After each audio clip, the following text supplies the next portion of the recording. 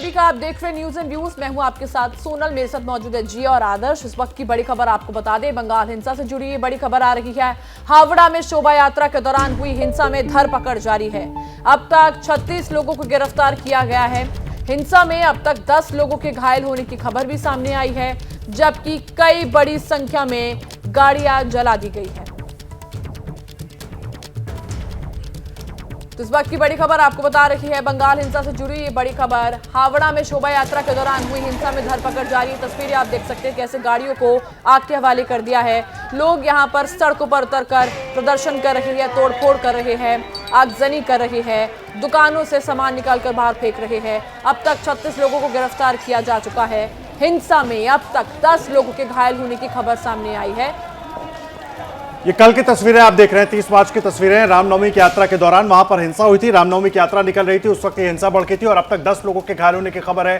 कई गाड़ियों को जला दिया गया है। तस्वीरें देखकर आप अंदाजा लगा सकते हैं किस तरह से वहां पर अफरा तफरी मची होगी। रामनवमी की यात्रा हावड़ा में निकाली जा रही थी। अब इस पूरी घटना के बाद राजनीति भी इस पर बहुत तेज हो गई है। ममता बनर्जी सीधे तौर पर हमला कर रही हैं। उनका कहना है कि मुझे सब कुछ दिखाई और सुनाई देता है, मुझे पता है कि ये किन लोगों की साजिश है। दूसरी तरफ बीजेपी हमलावर हो रही है। बीजेपी की तरफ से कहा गया है कि इसकी पूरी जिम्मेदारी ममता बनर्जी की है। शुभेंदु अधिकारी ने खुद बाकायदा ट्वीट करके ये सवाल उठाया है कि ममता बनर्जी को इस पर कड़ी कार्रवाई करनी चाहिए। तस्वीरें रामनवमी के दिन यानी कि कल की हैं, जिस वक्त रामनवमी के बाद शोभा यात्रा निकाली जा रही थी। उस वक्त ये बड़ी घटना हुई। दो पक्षों के लोग आपस में भिड़ गए, पत्थरबाजी भी हुई, आगजनी हुई, कई गाड़ियों को आग के हवाले कर दिया गया।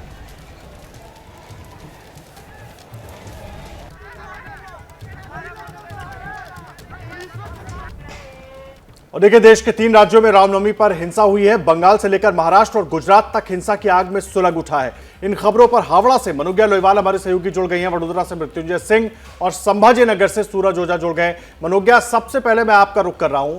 पहले से अंदाजा था रामनवमी के दिन यात्रा निकलती है, उसमें सुरक्षा के क्या इंतजामों में कोई कमी थी? अचानक इतनी बड़ी घटना हो जाती है, इस तरीके से आगजनी हो जाती है? देखिए, ये बहुत बड़ा सवाल है और प्रशासन का कहना है कि अभी तक 36 लोगों को गिरफ्तार कर लिया गया है अलग अलग आरोपों में, जिन्होंने पत्थरबाजी की या फिर तोड़फोड़ की है। मैं इस समय हूँ शिवपुर थाना के सामने। शिवपुर थाना का अब इस समय आप इसकी तस्वीर देख सकते हैं कि क्या हालत हुई है। कुछ तो यहाँ पे रिपेयरिंग का काम चल रहा है और बाकी जो तोड़फोड़ है वो अपने आप में बता देगा कि कल का यानी कि रामनवमी के जुलूस के दौरान स्थिति बद से बदतर हुई थी। स्थिति आपे से बाहर इसलिए गई क्योंकि यही 2 किलोमीटर है जहाँ पर जुलूस निकल रहा था रामनवमी का और अलग अलग इमारतों से पत्थरबाजी होने लगी।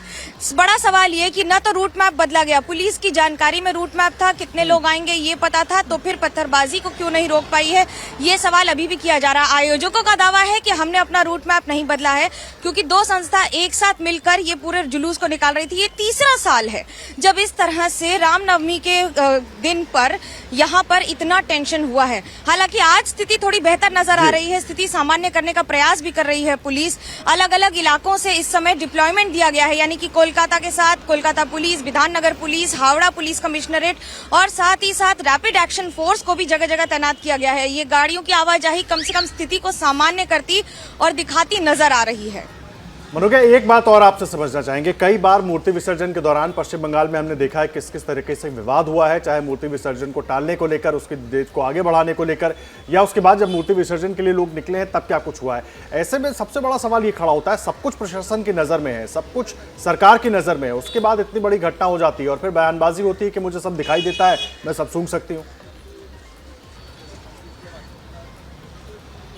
देखिए, मुख्यमंत्री का कहना है कि जो सब हुआ है वो घटना उनकी जानकारी में थी, लेकिन आपको मैं यहाँ की तस्वीर अगर दिखा दूं तो ये गाड़ियां जो टूटी हैं, ये सारा सामान अंदर जो तोड़फोड़ करके रखा गया है, ये तस्वीर बहुत बड़ी बात कह रही है। ये तस्वीर अपने आप में बहुत कुछ बयां कर रही है कि क्या ये प्रशासन की विफलता है। बतौर सवाल ये सवाल जरूर बनता है कि आखिरकार जिम्मेदार है कौन। अगर ये टेंशन इस इलाके में होता है और अगर इस तरह की स्थितियां बढ़ती हैं या बिगड़ती हैं तो इसके कारण किसी की तो जिम्मेदारी होगी। लेकिन हाँ, इस पर बयानबाजी से ज्यादा सवाल ये उठता है कि ये दोबारा ना हो। अगर ये 2 वर्ष हो चुका है और ये तीसरा वर्ष है जब हर तरह से सवाल उठ जाते हैं, तो ऐसा तो है नहीं कि प्रशासन की नजर में नहीं रहा है या उन्हें इस बात की जानकारी नहीं है। लेकिन राजनीति है जो थमने का नाम नहीं लेती। और दूसरा सबसे बड़ा सवाल ये कि इस समय जो सबसे बड़ी बात ये है वो ये कि अब आने वाले दिनों में क्या इन इलाकों में जो हम स्थिति देख रहे हैं वो बेहतर होगी या फिर इसके घाव और इसके दाग अभी भी रह जाएंगे? बिल्कुल, लगातार यही देखना होगा कि क्या स्थिति बेहतर होती है या नहीं होती। आपका शुक्रिया तमाम जानकारी के लिए। जैसे ही घड़ी का काटा दोपहर 2:30 पे आए, बबीता जी का दिल सास बहू साजिश के लिए मचल जाए। और ये है इनकी बहू, पूरे दिन ऑफिस की टेंशन हो जाए गॉन जब ये करें अपना फेवरेट शो फ्री टाइम पे ऑन। इनकी तरह आप भी देखें अपना फेवरेट शो अपने टाइम पर और डाउनलोड कीजिए एबीपी लाइव ऐप अपने स्मार्ट टीवी पर।